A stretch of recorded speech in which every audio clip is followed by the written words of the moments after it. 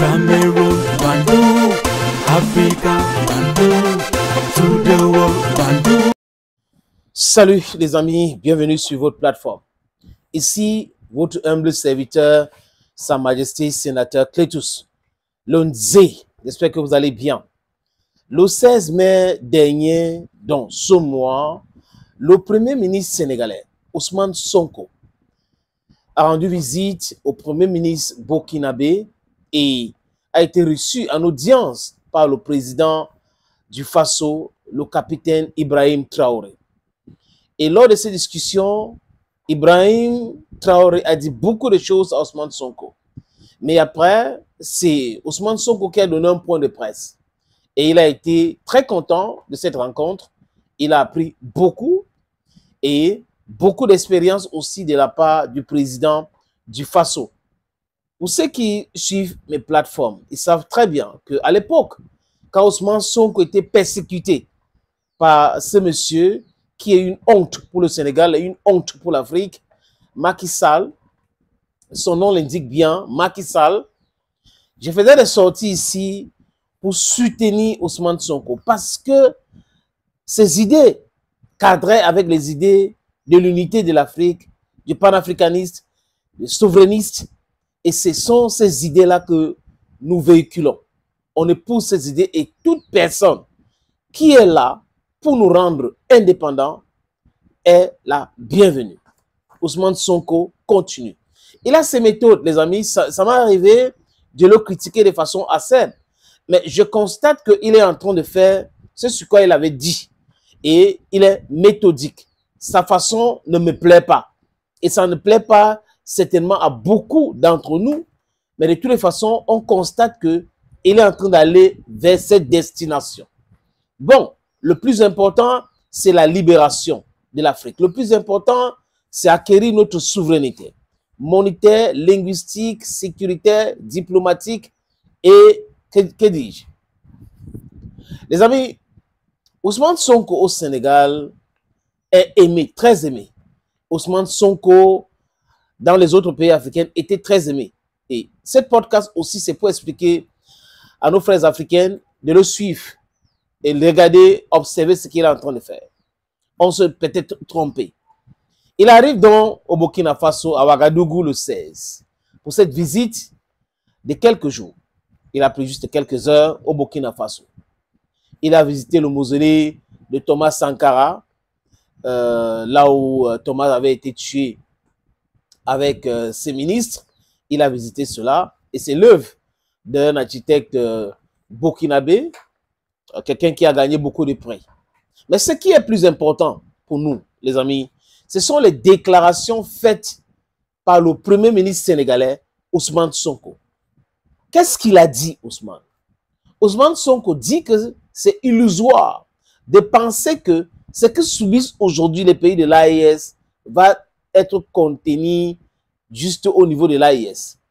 C'est illusoire parce que l'insécurité, le djihadisme, le terrorisme, je n'ai pas envie de dire djihadisme parce que c'est un mot crié par les Occidentaux pour justifier le banditisme, pour justifier l'imposition de l'insécurité dans le Sahel. Regardez bien une image, les amis. Pourquoi je le dis? Parce que les exemples sont les gens. Vous avez le Bénin. Le Bénin coopère avec les États-Unis d'Amérique. Donc, à l'heure où je vous parle, les Américains sont implantés au Bénin. À l'heure où je vous parle, les Français sont implantés au Bénin. Mais le 17 avril de cette année, le Bénin a été attaqué brutalement. Les chiffres officiels parlaient de 54.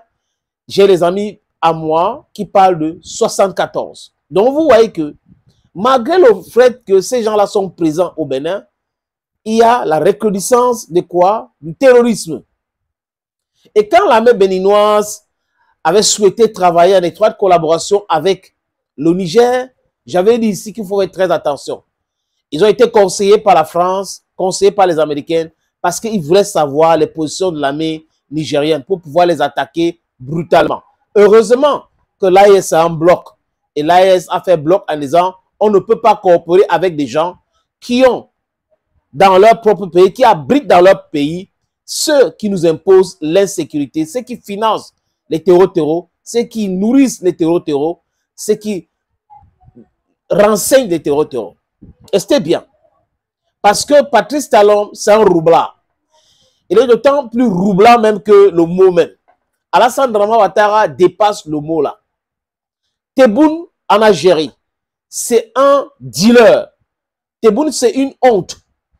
Je sais que mes amis algériens ne vont pas aimer, mais les amis, regardez très bien, observez Tebboune. Il ne travaille pas pour l'intérêt de l'Algérie. Monsieur Tebboune travaille pour son propre intérêt, l'intérêt de son clan et l'intérêt de corrompus au sein de l'armée algérienne. Le chef d'état-major de l'armée algérienne est corrompu. Regardez Tizo Etene, regardez aussi les terroristes qu'on a arrêtés au Burkina Faso. Vous allez comprendre d'où viennent ces gens-là, comment est-ce qu'ils sont formés, qui les envoie, qui les nourrit, qui les ravitaille et qui les donne des billets de banque avec cette monnaie corrompue. Et quand Ousmane Sonko nous parle de cette illusion-là, qui veut que les autres pays qui ne sont pas dans l'AES, vraiment, il n'y aura pas un problème de sécurité chez eux. Regardez le Togo. Au nord du Togo, il y a l'insécurité. Désolé les amis. Regardez partout. L'Algérie est en train de, comment dire en anglais, they are foiling what is going to perturb their security tomorrow.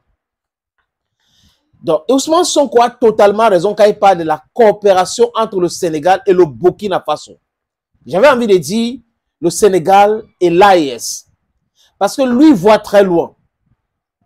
Il sait que si on ne combat pas le terrorisme dans le Sahel, ça va traverser les frontières.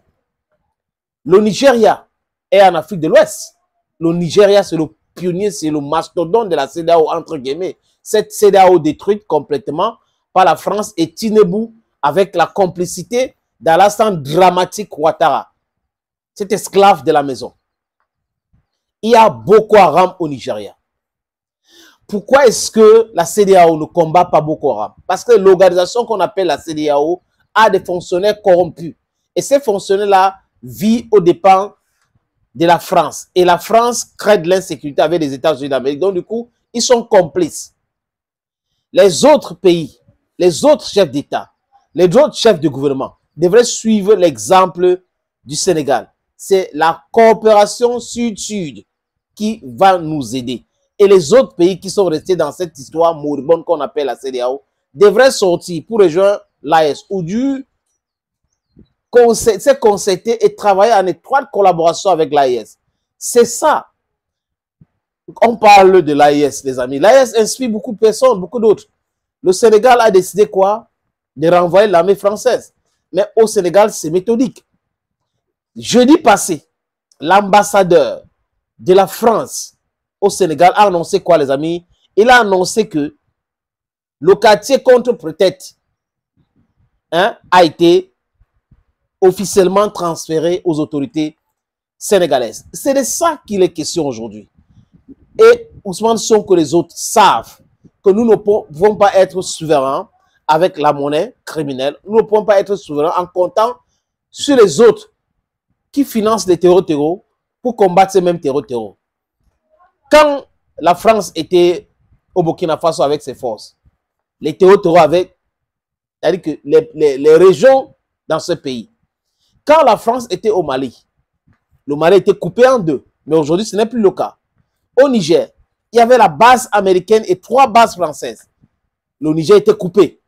Mais aujourd'hui, ce n'est plus le cas. Donc, vous comprenez que pour avoir notre sécurité, il faut cette coopération entre pays africains. C'est la seule façon que nous pouvons.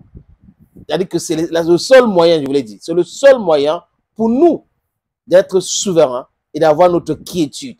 Et collaborer, je dis encore, avec des vrais partenaires comme la Russie. Thank you, friends. Cameroon, Bandung, Africa, Bandung, to the world, Bandung.